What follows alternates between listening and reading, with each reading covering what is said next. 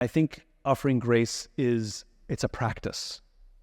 And when I say it's a practice, meaning it takes practice. My friend Ric Elias is a remarkable human being. Rick, do you remember the U.S. Airways flight that landed on the Hudson? Rick was on that plane. And he talks about it in remarkable terms, because he said he got the greatest experience of his life because he got to have that near-death experience where it was 90 seconds, which is just long enough, he says. Too much, not too little, just long enough. And he talks about how he got to have that near-death experience where he got to have all the lessons that people talk about in near-death experience without any survivor's guilt. No one was hurt, no one died, nothing. 100% of people walked away just fine. And so it was this perfect microcosm of a life lesson.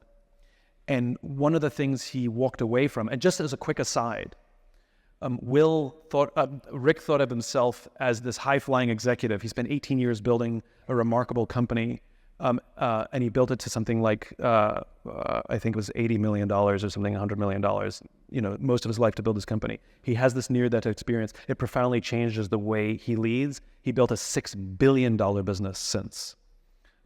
Red Ventures is the name of the company. And so one of the things he learned was he had to learn to forgive himself. And he says holding grudges or having anger or labeling people, he says all it did was distract him. All it did was hold him back.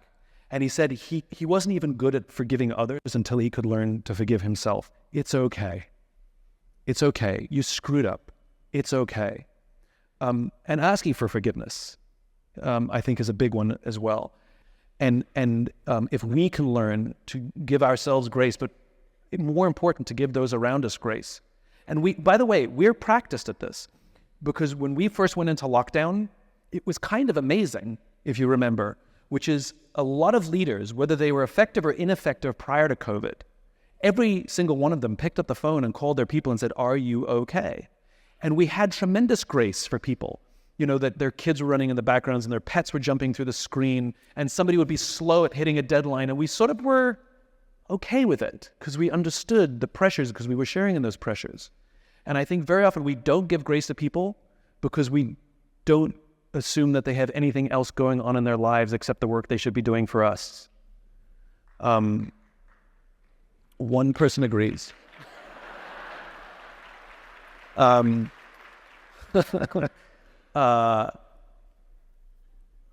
I think grace and empathy go together as well. And I'll give you a real life example of what grace looks like in business.